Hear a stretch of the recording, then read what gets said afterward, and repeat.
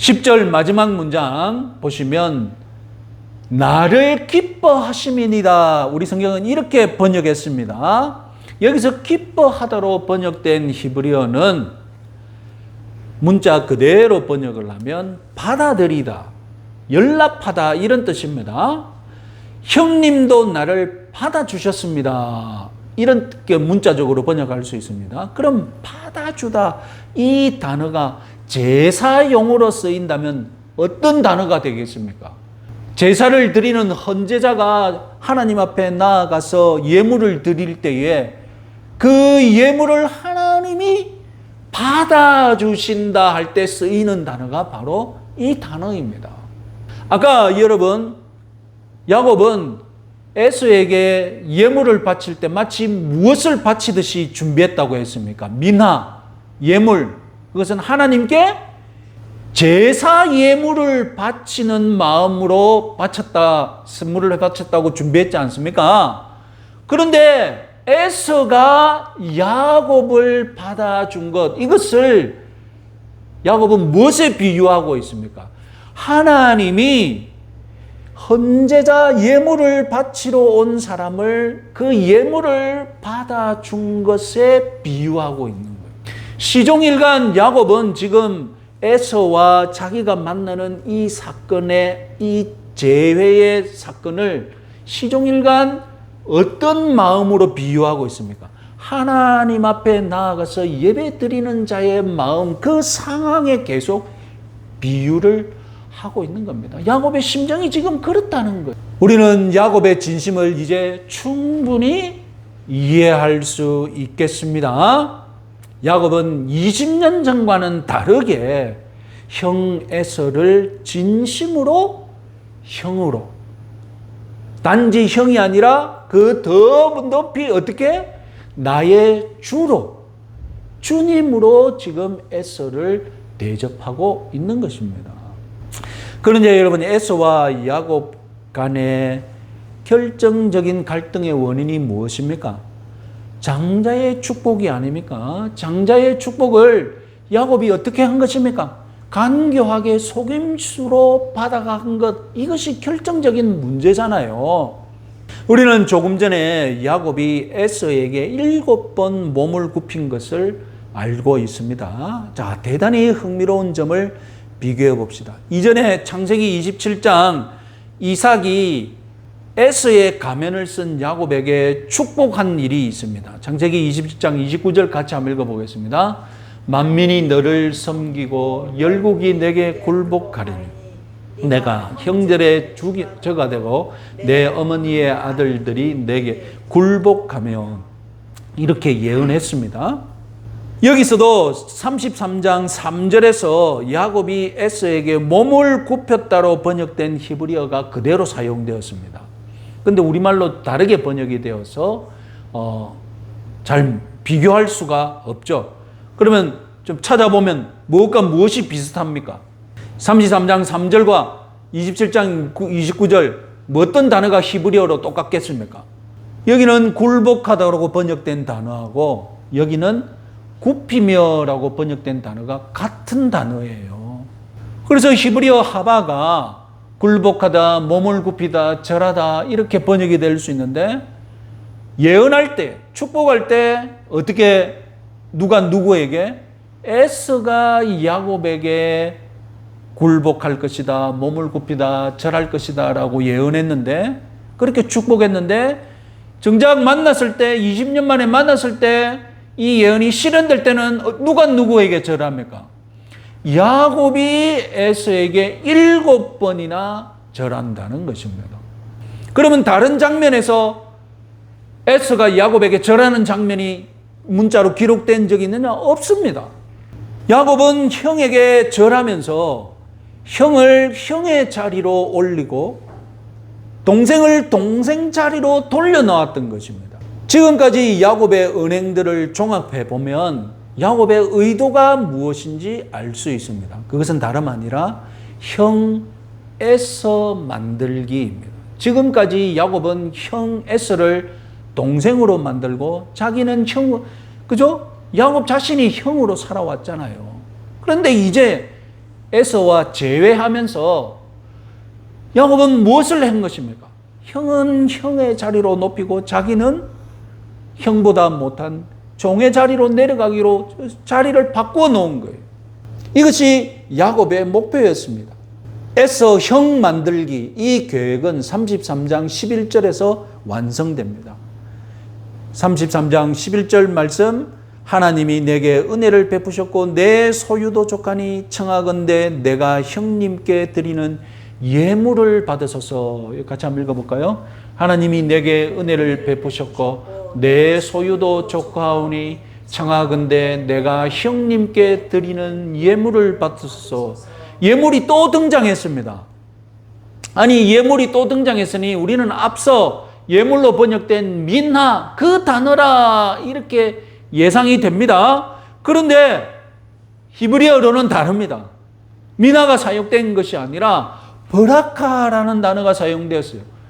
그럼 여기서 예물로 번역하면 안 되고 뭐라고 번역해야 되느냐? 복으로 번역을 해야 돼요. 그래서 영어 단어도 예물로 번역한, 그래서 기프트, 프레젠트 이렇게 예물로 번역한 영어 성경이 있지만 문자 그대로 블레싱으로 번역한 좋은 번역들이 있다는 것입니다. 그래서 11절을 문자 그대로 번역하면 무엇이냐? 형님을 위해 가져온 나의 복을 받으소서, 이 뜻이에요. 앞서 모든 선물, 그 예물 다 포함해서 지금 야곱이 에서에게 주기를 원하는 것이 무엇이라는 말입니까? 나의 복을 형에게 주기를 원한다는 것입니다. 여기서 나의 복은 무엇입니까?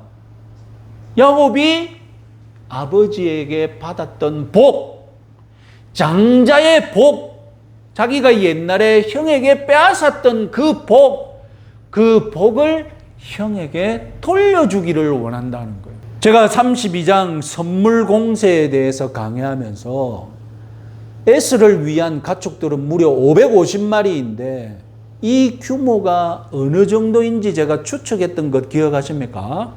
야곱 재산에 얼마를 형에게 줬을까요? 3분의 2를 줬을 것이라고 저는 추측했습니다. 왜 그렇습니까? 유산을 나눌 때에 두 명의 형제가 있다면 형의 몫은 3분의 2거든요. 형은 1인분을 더하기 때문에 3명으로 계산해서 형은 2인분, 동생은 1인분을 가지거든요. 그래서 성경은 말하고 있지 않지만 야곱이 물질로 형에게 배상을 했다면, 물질로 장자의 축복을 돌려주었다면 자기 재산이 얼마를 돌려주는 겁니까? 3분의 1을 돌려주었을 것이다. 자, 요약하자면 야곱은 에서를 형답게 그리고 주님으로 대우했습니다. 말로만 형으로 대한 것이 아니라 자기 행동으로 7번이나 절하고 에서 흉내를 내면서 받았던 그 장자의 축복, 원래 에서가 받아야 했던 장자의 축복을 물질적으로도 보상을 했죠.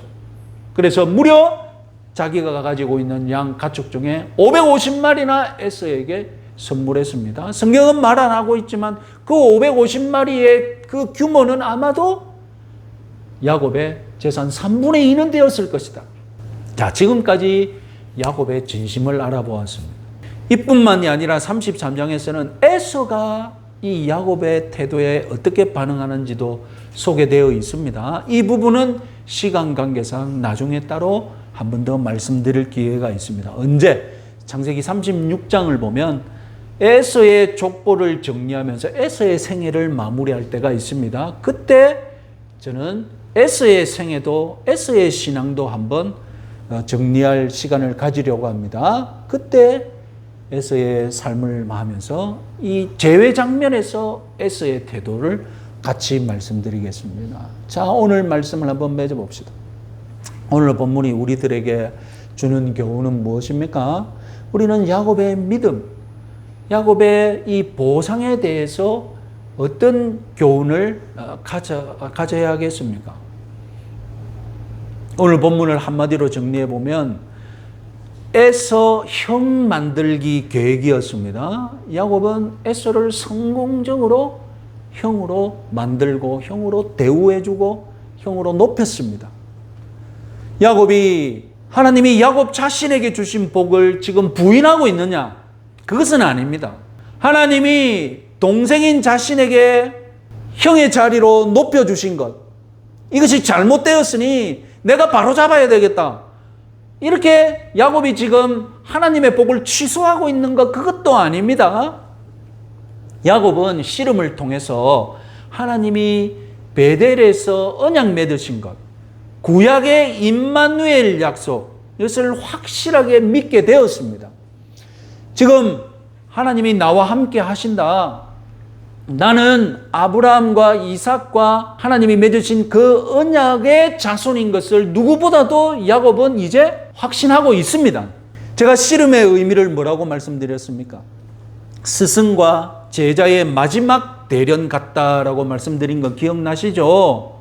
스승은 제자가 스승을 이기는 수준에 이르는 것을 확인시켜 주죠. 그래서 스승을 이겼으니 이제 제자에게 뭐라고 합니까? 이제 하산하라. 이것이 지금 야곱과 하나님이 씨름하신 그 대련의 의미다라고 말씀드렸죠. 이런 마지막 대련을 통해 야곱의 믿음은 이제 최상의 수준, 지금까지 하나님과의 관계에 있어서 최고의 믿음, 최상의 수준에서 이르렀습니다. 씨름을 통해 그 최고의 믿음, 최상의 믿음을 가진 상태에서 야곱은 에서를 바라봅니다. 에서가 저 끝에서 지금 400명의 장정을 이끌고 자기를 지금 어떻게 할지, 야곱은 지금 나를 죽이러 오는갑다, 그렇게 해석하고 바라보고 있습니다. 이 최고의 믿음에서, 최상의 믿음을 가진 상태에서 나는 형 에서에게 어떻게 할 것인가? 나는 형 에서에게 어떻게 용서를 구할 것인가? 그렇게 에서를 바라본 거예요. 내가 형과 화해하기 위해 무엇을 해야 하는가? 야곱은 판단하고 결단하고 해결책을 마련했던 겁니다. 야곱이 아버지와 형을 속이면서까지 장자의 복을 약탈한 것, 우리는 어떻게 평가했습니까? 아니, 좀 더 인내하면서 하나님이 주실 때까지 기다리면 되는데, 야곱 그놈의 승부욕 때문에, 그놈의 강교함 때문에 인간적인 수단으로 야곱이 에서에게 착취했다고 우리는 평가를 내렸지 않습니까? 지금 어쨌든 야곱은 하나님이 주시는 물질의 복까지도 받았습니다. 무엇보다도 언약의 복, 임마누엘의 복, 영적인 복도 지금 야곱은 받아서 최상의 믿음을 가지고 있습니다. 이런 상태에서 형 에서에게 용서를 구하고 화해하는 최상의 방법은 무엇일까? 야곱이 결단한 것이 무엇입니까? 형을 형으로 높여주고, 형을 형으로 높여준다고 할 때 그것은 형을 언약의 계승자로 높여주는 그것은 아닙니다. 어차피 하나님과 맺은 언약의 후계자는 야곱입니다. 이것은 영원히 변하지 않습니다. 야곱은 단지 형과의 평화를 위해, 그리고 형에게 사랑을 실천하기 위해 무엇을 하기로 한 것입니까? 에서를 형으로 높여준 거예요. 왜? 에서가 형이니까. 물질적으로, 육체적으로는 에서가 형이니까. 인간적인 관계에 있어서 에서를 형답게 높여주고 형을 주님으로 모신 거예요. 그러면서 자기는 에서의 종으로 낮아진 것입니다. 거기다가 자신의 재산까지 형에게 선물로 바치면서 물질적인 보상까지 완벽하게 마련을 했던 겁니다. 야곱이 포기한 것이 무엇입니까? 야곱이 포기한 것, 그것은 이 땅에서 에서와의 관계에 있어서 자기가 형의 복을 빼앗은 것, 그것을 포기하고 형에게 돌려준 거예요. 이것은 영적인 축복을 형에게 양보한 것이 아니라 물질적인 축복, 그죠? 자기가 여태껏 받았던 물질적인 축복, 그리고 인간적인 관계에서 누렸던, 빼앗아왔던 그 형의 자리, 그것을 그대로 다시 형에게 돌려주기로 한 것입니다. 하나님과의 관계에 있어서 자기가 변한 것은 없죠. 놀랍게도 산상설교에서 예수님이 이와 비슷한 가르침을 주셨습니다. 마태복음 5장 23절, 24절을 같이 한번 읽어보겠습니다. 그러므로 예물을 제단에 드리려 하다가 거기서 내 형제에게 원망 들을 만한 일이 있는 것이 생각나거든 예물을 제단 앞에 두고 먼저 가서 형제와 화목하고 그 후에 와서 예물을 드려라. 나는 하나님의 복 받았다. 어차피 형은 하나님께서 사랑받지 못한 처지이니 나만 나대로 잘 믿고 살겠다. 야곱은 이렇게 생각하지 않았던 것입니다. 그리스도인답게 사는 모습, 어떤 모습입니까? 먼저 용서하고, 먼저 나눠지고, 보상할 것이 있으면 먼저 보상해 주는 모습입니다. 네가 사과할 때까지 나도 사과 안 해? 네가 먼저 인사할 때까지 나도 인사 안 해? 여러분, 과연 그것이 은혜 받은 신자의 모습입니까? 한국 기독교가 왜 여러분 개독교가 되었습니까? 한국 교회가 가르치는 번영신학, 한국 목회자들이 추구하는 부흥 모델, 야곱의 생애에서 어디쯤이 가장 여러분 바람직하다고 지금 한국 교회가 따르고 있습니까? 수단과 방법을 가리지 않고 장자의 축복을 간교하게 쟁취하던 그 야곱의 생애, 야곱의 스타일, 그것이 바로 지금 한국 기독교가 추구하는 모델이 아닙니까? 수단과 방법을 총동원해서 하나님의 복을 쟁취하면 그것이 장땡이다. 그러니 가나안에서 형과 아버지를 속여가면서까지 장자의 복을 쟁취했던 야곱, 그 야곱이 한국교회의 모범적인 스타일인 거예요. 한국교회가 모범으로 삼는 야곱의 모습이 만약에 에서와 제외하는 야곱의 자세였다면 180도 다르잖아요. 나는 하나님께 은혜를 받았사오니 내가 받은 복 형에게 다 나눠주겠습니다. 나는 하나님께서 높임을 받았으니 이번에는 내가 형을 높이겠습니다. 이런 자세, 이런 태도, 이런 마인드로 세상을 섬기고 이웃을 섬기고 성도들 간에 섬겼다면 한국교회의 모습이 얼마나 달라졌겠습니까? 한국교회가, 한국의 성도들이, 저와 여러분들이 에서에게 절하고 에서를 높이고 에서에게 선물하였던 야곱의 삶을 모범적인 그리스도인의 삶으로 삼는다면 어떻게 바뀌겠습니까? 이 세상이. 생각해 보십시오. 은혜를 받고 받은 은혜를 나눠주며 사는 그리스도인의 모습 무엇인지 한번 고민해 보시기 바랍니다. 그리고 진지하게 야곱의 삶을 실천하시는 한 주간 되시기 바랍니다.